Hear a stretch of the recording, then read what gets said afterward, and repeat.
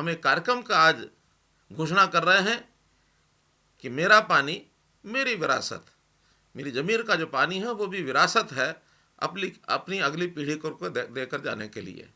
तो इस योजना के अंतर्गत एक योजना बनाई गई है किसानों के लिए कि हम इस सीज़न में जो धान बोने वाले किसान हैं, हरियाणा के कुछ क्षेत्र में जहाँ पानी की गहराई बहुत ज़्यादा हो गई है, धान न बोएं। धान न बोने की अपील ये करने के लिए आपके सामने मैं आज आया हूँ और इसके लिए एक योजना बनाई गई है। इस योजना का मैं आपके सामने विस्तार से बताना चाहता हूँ।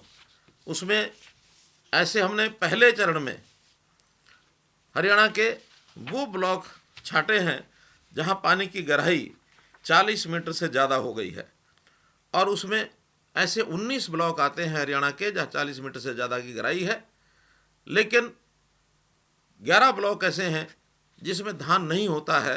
सामान्यतया दक्षिण हरियाणा के वो ब्लॉक हैं।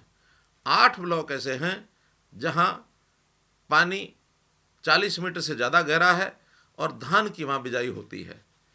ऐसे ही वो क्षेत्र भी इसमें शामिल किए हैं जहाँ पावर का जो हमारा लोड है, जो हम पंप हाउस लगाते हैं, उसकी जो हॉर्स पावर है 50 हार्स पावर से ऊपर, ऐसा जो क्षेत्र है वहाँ भी हम धान के ऐसे किसानों को आग्रह करते हैं कि उसमें धान, मैं ऐसा नहीं कहता कि मत बोएं, जितना पहले हम बुआई करते हैं उसका 50% इस बार हम धान बोएंगे।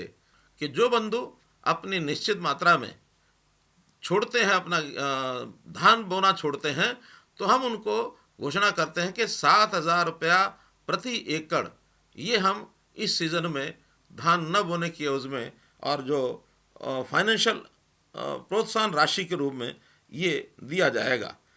इसके साथ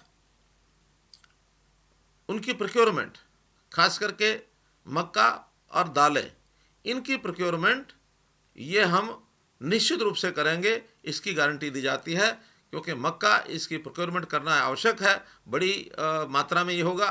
दालें भी बहुत कम मात्रा में होती हैं, जितनी भी होंगी उसकी प्रोक्योरमेंट ये हम अवश्य करेंगे। अभी आजकल जो हमारा मजदूर है, चाहे वो कृषि से जुड़ा मजदूर है, उद्योग से जुड़ा मजदूर है, उसके मन में कौतूहल आया है कि मुझे अपने घर वापस जाना है।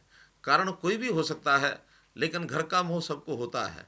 हम ऐसे मजदूर भाइयों को, इन बंधुओं को भी एक आश्वासन दिलाना चाहते हैं कि जैसे हमें किसानों को आश्वासन दिया था कि हम आपका एक एक दाना खरीदेंगे, ऐसे मेरा आश्वासन इन मजदूर बंधुओं से, हम एक एक मजदूर की चिंता करेंगे।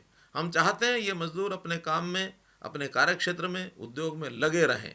लेकिन जो बंधु कृषि क्षेत्र में लगे थे, सरसों की कटाई पूरी हो चुकी है और भी अपने काम को पूरा कर चुके हैं, ऐसे लोग जो घर जाने वाले हैं, इनकी व्यवस्था हमने कर दी है और उस व्यवस्था में लगातार ये काम योजना बनाई जा रही है।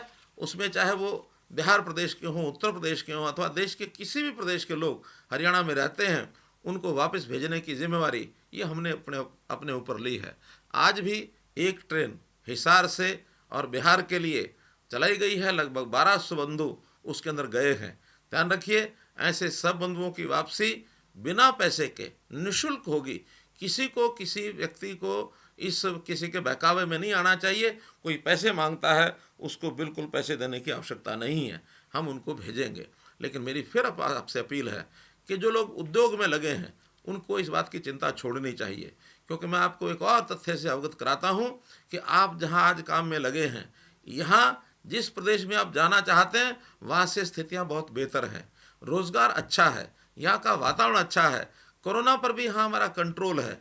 आप जिस प्रदेश के रहने वाले होंगे वहाँ के कोरोना की स्थिति ज़रूर जानिए, वहाँ इससे भी बदतर स्थिति हो सकती है, खराब स्थिति हो सकती है। कि जो 4,000 कैदी, सारे देश भर में तो बहुत बड़ी संख्या है, लेकिन हरियाणा प्रांत में 4,000 जो कैदी हैं, जिनको पैरोल या अंतरिम जमानत ये मार्च में दी गई थी, उनको रिहा किया गया था।